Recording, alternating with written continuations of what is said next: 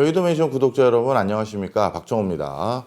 오늘도 제가 정말 흥미진진하게 읽은 책이 있어서 책을 화두로 해서 한번 말씀드려볼까 합니다. 바로 뒤에 화면에서 보이는 애플 인 차이나입니다. 중국에 있는 애플, 뭐 이렇게 직역할 수도 있을 것 같은데요. 자, 사실 저희같이 공부하는 걸 직업으로 삼고 있는 사람들은 어쩔 수 없이 정량적인 접근이 굉장히 능수능란해지고 좀 더 그게 먼저 손에 잡히는 방법론입니다. 왜냐하면 결국 뭔가를 알아내고 뭔가 고민했던 것들이 데이터화되는 걸로 축적을 해놔야 그걸로 논문을 쓰든 보고서를 쓰든 누구에게 제출할 때 객관적으로 수치적으로 이렇게 확인이 됐다, 이렇게 얘기를 할 수 있기 때문입니다. 그런데 정말 세상의 모든 것들을 다 정량으로 설명할 수 없다라는 것도 잘 알고는 있습니다. 하지만 직업적인 한계 상황 때문에 정량적인 접근을 많이 하게 되는데요.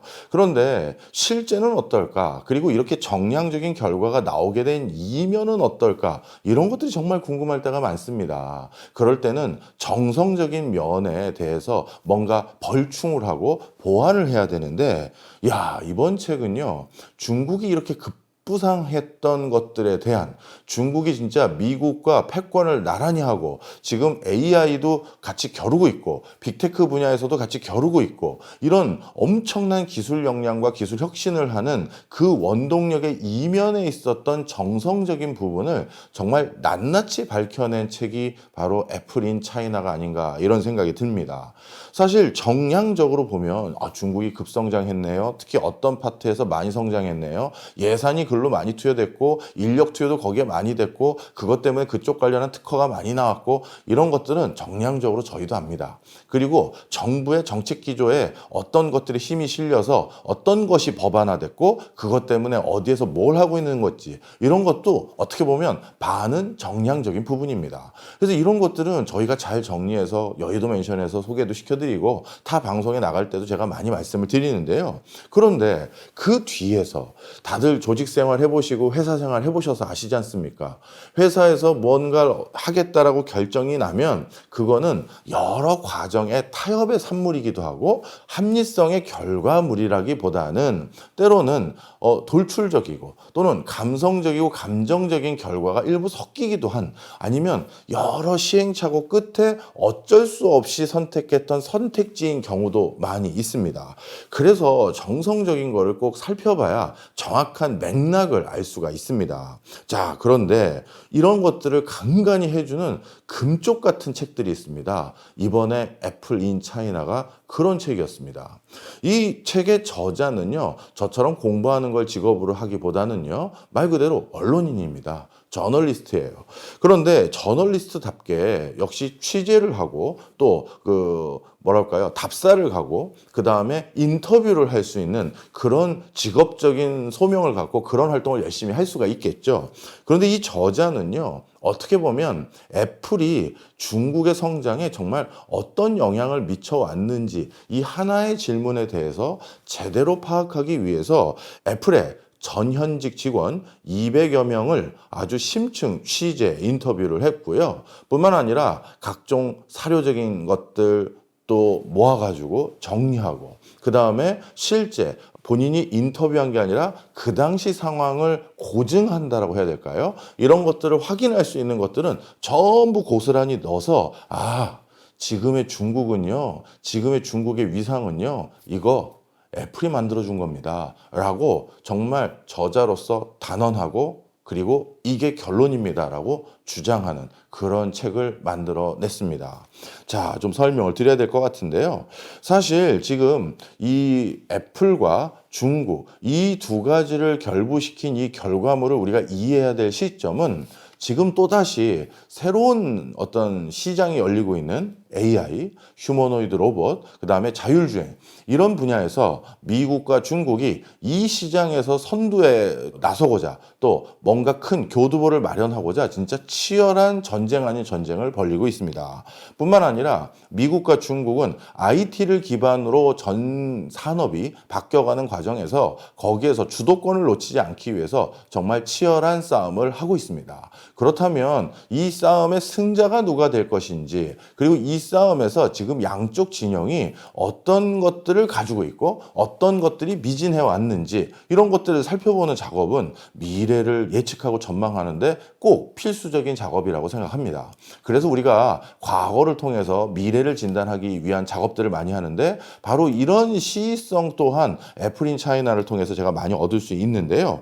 결론부터 말씀드리겠습니다. 애플이 중국에게 최첨단 물건을 만드는 방법, 그리고 최첨단 물건을 어떻게 고심해서 우리가 없었던 물건을 새로 런칭하게 되는 것인지 그런 것들을 구상하고 아이디어를 구체화하는지 이런 것들을 엿볼 수 있는 기회, 그 다음에 글로벌 스탠다드에 맞는 품질 관리라는 거, 그리고 국제적으로 뭔가 의미 있는 수준으로 제품을 만들어서 팔기 위해서는 적어도 어느 정도 수준으로 우리가 눈높이를 맞춰야 되는지에 대한 것들, 이런 것들을 전부 아이폰을 만드는 과정에서 중국인들이 체득하고 체험하고 경험했다. 이게 진짜 결론입니다. 설명을 좀 드릴게요. 교수님, 저자가 너무 과하게 결론 내린 거 아닙니까? 이렇게 생각하실 수 있는데요. 이 저자가 그동안 애플이 중국에 얼마나 투자를 해왔는지에 대해서 조사를 해봤습니다. 그런데 저도 수치가 믿어지지 않을 정도인데요. 2016년부터 2021년, 애플이 초기 투자한 거 빼고 가장 최근에 해당될 수 있는 2016년부터 2021년 요 사이 기간 동안, 요 5년 동안 애플이 중국에 투자한 금액이 마샬 플랜 당시 투자했던 금액의 2배가 넘습니다. 야, 이거 진짜 실로 어마어마하죠.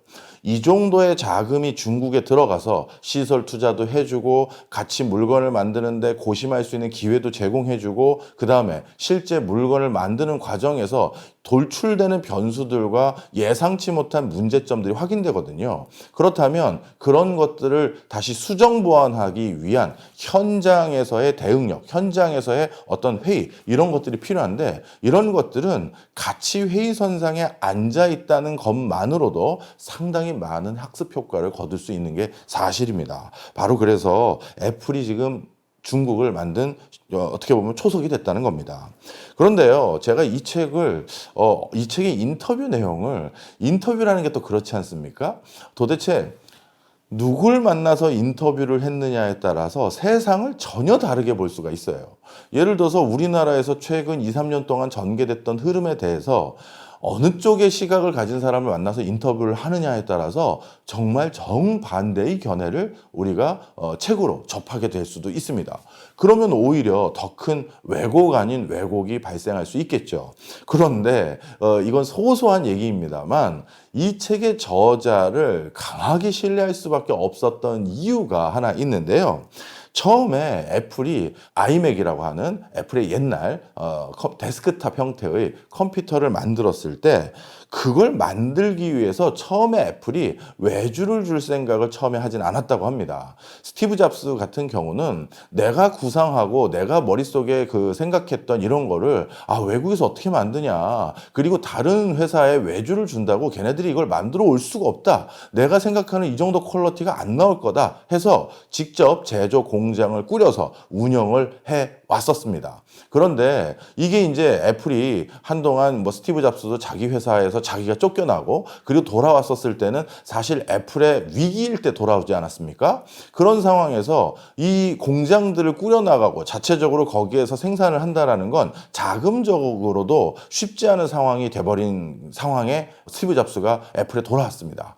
그러다 보니 어쩔 수 없이 본인 기질은 아니지만 어쩔 수 없이 지금 상황이 이러니 이걸 외주를 줘서 만들어 보자 해서 외주를 찾게 된 것입니다. 그래서 미국에서 만들 것을 외주를 찾기 시작했는데 당연히 미국인들이 처음에 제조 강국으로 생각하는 나라는 당연히 어디였겠습니까? 일본이죠. 그래서 일본을 찾아가서 외주를 줘서 위탁 생산을 하는 걸 부탁하려고 했고, 특히 이 책에선 오사카라고 그냥 언급을 합니다. 왜? 대표적으로 오사카가 일본의 제조 거점 도시이자 이런 IT와 관련된 것들을 서포트할 수 있는 산업 인프라가 많기 때문에 오사카에서 만드는 거 스티브 잡스가 별로 처음에는 좋아하지 않았다는 거예요.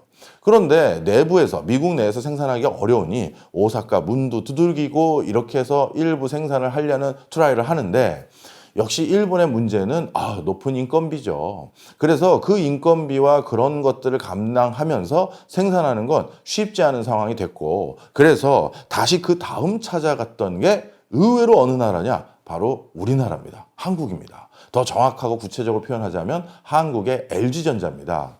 자, 왜 그러냐면요. 그 전에도 우리 아이맥을 만들었을 때, 이 맥의 컴퓨터를 만들었을 때 CRT라고 하죠. 그 당시 모니터입니다. 이 CRT 모니터는 LG 걸 갖다 썼습니다. 그런데 예전 맥북 생각해 보세요. 데스크탑 형태의. 우리가 이게 쉽게 얘기해서 모니터에 그냥 컴퓨터를 붙여놓은 거 아닙니까? 그게 기본적인 형태잖아요. 단순하게 표현하면. 그러다 보니까 어떻게 보면 LG의 문을 두들기는 게 자연스러운 수순일 수도 있는 거죠. LG의 CRT 모니터를 사용했고 일부 부품도 LG 걸 사용하고 있었는데 이걸 합쳐서 그냥 네가 통으로 만들어줄 수 있니? 이렇게 얘기할 수 있는 가장 최적의 파트너를 LG로 생각할 수 있는 여지가 있었던 겁니다. 그리고 또 하나가 더 있었습니다. LG 입장에서도요, 이 당시 애플을 찾아가서 우리가 위탁 생산을 해봐 드리겠습니다. 우리가 애플의 데스크탑을 위탁 생산하는 지금으로 따지면 팍스콘 역할을 해주겠다라고 찾아갔던 이유가 이 시점이 우리나라 IMF 외환위기 언저리입니다. 그러다 보니 LG뿐만 아니라 우리나라를 대표하는 기업들 모두 추가적인 생존을 걱정해야 될 시점에서 LG 정도 되는 회사가 자체 브랜드 만들기도 바쁠 텐데 무슨 애플의 데스크탑을 만들어주냐 이렇게 생각할 게 아니라 뭐래도 해야 되는 시점이죠. 자, 그래서 LG와 그 다음에 애플이 이렇게 공동의 프로젝트인 맥의 데스크탑 버전, 옛날 버전, 그걸 만드는 작업을 같이 했던 내용들이 이 책에 고스란히 언급이 됩니다.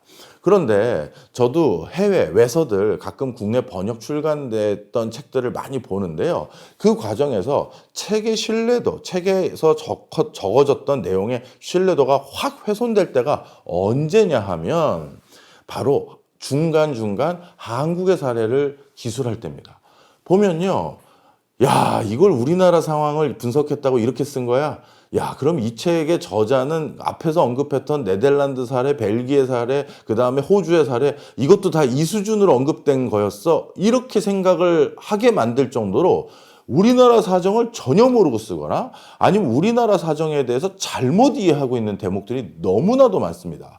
특히 영미권의 많은 저자들 또는 많은 학자들이 사실 한국이 영순위 관심사가 아니거든요. 일본이나 중국이나 아시아에서는 인도나 또 중동 국가들, 에너지 강국들 이 정도가 관심의 대상이지 사실 한국이 크게 관심의 대상으로 올라온 지도 아직 얼마 안 됐고 또 올라왔다고 말할 수 있는지도 약간 퀘스천 마크가 있어요. 자, 그런 과정에서 우리 한국에 대한 내용을 뭘로 기술했나 딱 봤더니 정부에서 발표했던 보도자료 중심으로 한국에서는 가장 성공한 도시 모델 중에 하나가 세종시와 송도다 막 이런 식으로 써 있으면 이거 우리나라에서도 아직까지 갑론을박이 많은데 근데 그걸 성공이라고 표시했던 대표적인 문구들을 뭘로 보고 이렇게 성공으로 묘사했나 그 문구를 보면 우리가 알 수가 있잖아요. 국가에서 제공했던 보도자료들을 많이 참고한 것 같더라고요. 자, 정리를 해보면 어떤 책에서 간접적으로 그 책의 저자의 실력 또는 그 책이 얼마나 신뢰도를 갖춘 책인지를 확인할 때 또 유의미한 방법론 중에 하나가 중간에 한국이 언급될 때인데요. 제가 최근 진짜 한 10여 년 동안 읽었던 책들 중에서 한국 언급에 대해서 이처럼 정치하고 이처럼 구체적으로 썼던 책이 있을까 싶을 정도로 아주 디테일이 높습니다. 그러다 보니까 이 책의 저자가 200여 명의 애플 전현직 인터뷰를 했던 내용에 대해서 제가 더 신뢰가 팍 온 거예요. 뭐라고 이 책에서 한국에 대해서 언급을 했냐면요. 그 당시 한국의 IMF 외환위기뿐만 아니라 그 우리나라의 세부적인 상황들이 아주 고스란히 들어가 있는데요. LG에서 그 당시 뭐라고 해야 됩니까? LG의 공장 중에 하나가 구미에 있지 않았습니까? 그리고 또 애플의 이 맥과 관련된 프로젝트를 아마 구미에서 하려고 했던 것 같습니다. 그런데 인터뷰한 사람들과 대화를 나누다 보니까 아주 소소한 정경들도 묘사가 됐을 거 아니에요. 구미를 가봤더니 애플 관계자가 거기는 허름한 공장들이 있었고 이미 공장이 건립된 지가 오래됐다. 이 정도 기술이면 제가 신뢰도를 안 했을 텐데 근데 중간중간 우리가 천장에 조명이 있지 않을까? 않겠습니까? 근데 그 조명 중에 건너뛰기로 중간중간 조명을 빼놔서 전기료도 아끼고 있었던 그 당시의 풍광들, 이런 것들이 아주 생생하게 묘사가 돼 있어요. 그리고 한국을 언급할 땐 그냥 한국에서 생산했어요, 이 정도로 끝나고 많은 책들이 많은데, 한국을 다시 미국의 LA인지 뉴욕인지 시애틀인지 휴스턴인지 이렇게 구분해서 쓰는 경우가 드문데, 정확히 구미는 서울에서 얼마쯤 떨어진 어디쯤에 있고, 그것은 한국에서 이 IT와 관련된 전기전자를 육성하기 위해서 만든 그런 산업단지가 있는 곳이고, 그리고 일본의 식민지를 경험했던 한국 같은 경험하면서 이렇게 역사적인 맥락까지 전부 넣어서 우리나라의 그 당시의 상황들을 아주 속속들이 얘기해 준 경우는 정말 드물었습니다. 그 다음에 LG 쪽 입장에서도 균형감 있게 다뤄보려고 여러 가지를 많이 다뤘습니다. 초창기 LG에서 애플과 일을 했었을 때 그들의 어떤 톤앤매너, 그들이 애플과 일을 하기 위해서 어떤 자세를 취했는지, 그리고 일정 시기가 지난 뒤에 LG에서 이제 어떻게 보면 애플은 LG가 없으면 이제 맥과 관련된 여러 제품들을 생산할 수 없을 지경이 될 정도로 어떻게 보면 독점적인 수요 공급 관계가 됐었을 땐 어떤 상황에 놓여져 있었는지, 그리고 처음에 영국과 멕시코 공장에서 일하고 있었을 땐 어떤 상황이었는지, 이런 것들을 정말 생생하게 묘사를 해줬고요. 그 다음에 데스크탑을 만드는 과정에서 발열 문제라든가 이런 것들이 어려움이 있어서 그거를 수정 보완하기 위해서 현장에서 그걸 해야 되는데, LG 직원들은 어떤 입장이었냐면, 아니 이게 이렇게 돼버리면 처음부터 설계가 잘못됐기 때문에 계속 발열 문제가 생기고 이런 문제가 생기는 건데, 설계가 잘못된 걸 현장에서 대응하라고 하면 어떡하냐. 그 LG의 입장에서도 충분히 조망해주고 다뤘습니다. 자, 그래서 정말 균형감도 넣으려고 애를 썼고, 정말 치밀한 어떤 조사 활동을 하신 책이라는 게 제가 거기서 더 확신이 갔어요. 자, 그런데 우리 LG가 그래서 결국 빠이빠이를 애플과 하게 되는데요. 빠이빠이를 하게 되는 그 과정에서 LG도 모르고 있었던 뒤에 어떤 중국 대만계 회사가 하나 있습니다. 그 회사의 CEO는 애플에 전화해서 당신들이 어렵다고 하는 것들 내가 다 해결해 줄 수 있고, LG가 지금 생산에 차질을 빚고 있고 생산 일정이 자꾸 늦어지는 이런 여러 가지 문제에 대해서 나는 다 해결해 줄 수 있다 라는 얘기를 하면서 다가왔던 파트너, 결국 그 파트너에게 애플은 LG가 아닌 그 파트너와 더 전략적으로 큰 손을 잡게 됩니다. 그게 바로 폭스콘입니다. 자, 그래서 정확한 애플의 여정 속에서 애플이 중국을 찾아갈 수밖에 없었던 시대적인 맥락들과 상황들, 처음부터 중국을 간 게 아니거든요. 비즈니스를 하는 상황에서 전략적인 파트너를 찾고 있는 과정에서 적합한 사람이 적합한 대응을 주지 못했던 면이 있었고, 그런데 누군가는 내가 해줄 수 있습니다, 제가 맞춰보겠습니다, 모든 리스크를 제가 다 감내할게요, 그러다 보니까 그쪽에 또 기회를 준 거죠. 처음에 일본이 아니라 LG에 기회를 줬던 이유도 아직 시제품 상황이거나 여러 가지 트라이 앤 에러를 계속하면서 제품을 완성도 있게 만들어야 될 상황에 놓여져 있었던 애플 입장에서 금형 작업이라거나 계속 수정 보완하는 모든 코스트를 LG가 다 부담하겠다고 해서, 그래서 야, 이 정도면 우리가 개발 비용에서 상당 부분을 뺄 수 있겠는데 이 LG라는 회사가 다 떠안아 주겠대 라고 해서 LG에 맡긴 거다라는 대목도 여기 나옵니다.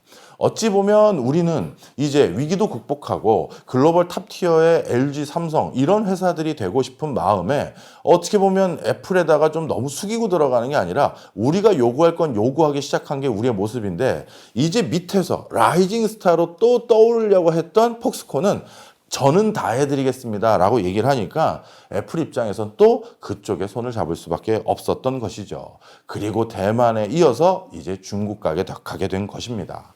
자, 그런데 이 과정에서 저는 책에서 여러 가지 생생하게 언급된 부분이 있습니다.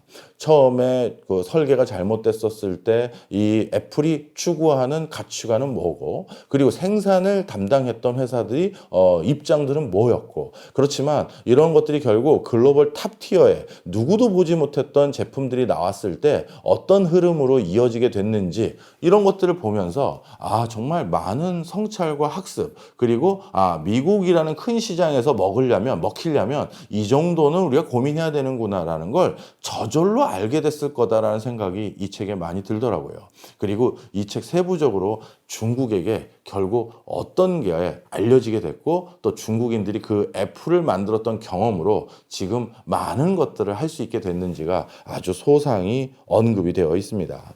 자, 그래서 저한테는 제가 가지고 있었던 일종의 결핍이라고 해야 될까요? 부족한 부분을 메울 수 있었던 좋은 책입니다. 어떻게 보면 머릿속에서 이제 산업과 관련된 드라마 한 편을 보는 것처럼 아주 생생하게 뭐 저널리스트니까 글이야 뭐 워낙 수월하게 잘 쓰시죠. 그렇게 아주 쉽게 그려지도록 쓰셨기 때문에 제가 이 책에 뭐 아까 우리나라에서 제일 관심 있을 법한 애플 거를 LG가 만들고 있었었다고? 야, 그럼 지금까지 아이폰을 LG에서 생산했다면 야, 이게 어떻게 되는 거야? 이런 생각이 들 정도로 우리가 많은 상상을 할 수 있는 부분이 있어서 그 부분을 좀 중점적으로 소개를 해드렸습니다만 책에서는 우리가 아는 현대사에 많은 IT 회사들이 직접 언급이 되고요. 우리가 봤던 어떤 장면들이 이래서 이렇게 된 거구만, 이렇게 된 거구만 하면서 무릎을 치게 되는 장면들이 꽤 있습니다. 마치 애플의 재벌집 막내 아들 이런 걸 보는 느낌이었고 그 과정에서 결론은 중국의 부상을 그래서 애플이라는 회사가 중국 내에서 엄청난 생산과 투자를 해주면서 중국인들을 깨우쳤고 일깨웠고 가르쳤구나라는 걸 알게 됐고요. 그 다음에 그래서 트럼프는 어찌 보면 이제 우리 외국과 담 쌓고 지낼 거야. 외국에 있는 모든 생산 공장들 다 미국으로 오고 우리 외국 물건도 잘 안 사고 미국 우선주의로 우리 미국 내 시장만 바라보면서 미국 내에서 우린 따로 갈 거야에 가까울 정도의 많은 어떤 정책들, 그리고 최근에는 해외에 있는 전문직 사람들도 미국에 들어와서 일하려면 비자를 기존 가격에 비해서 100배인가요? 뭐 그렇게 올린 걸로 기억하는데 그런 식으로 높게 부과하는 게 이게 과연 미국의 경제적 이득에 부합이 되는 행위일까라고 생각했었을 때 물론 저는 아직도 부합되는 행위가 아니라고 생각은 합니다만 그런데 이 책을 읽어보니 그들 입장에서는 또 왜 그런 결정을 할 수밖에 없었는지를 결국 지금 중국을 키운 것도 우리 미국계 기업들이었구나 이런 생각이 그 근저에 반로에 있었다라는 걸 이 책을 통해서 좀 많이 또 배웠던 것 같습니다. 자, 오늘 뭐 여러분들께도 아주 흥미진진한 책 하나 읽어봤고 그리고 중국이라는 나라를 어떻게 바라보면 좋을지에 대해서도 힌트가 되는 얘기 드렸는데요. 하여튼 시간 되시면 꼭 챙겨서 읽어보시면 아마 올가을 풍성한 기회가 되시지 않을까 생각이 듭니다.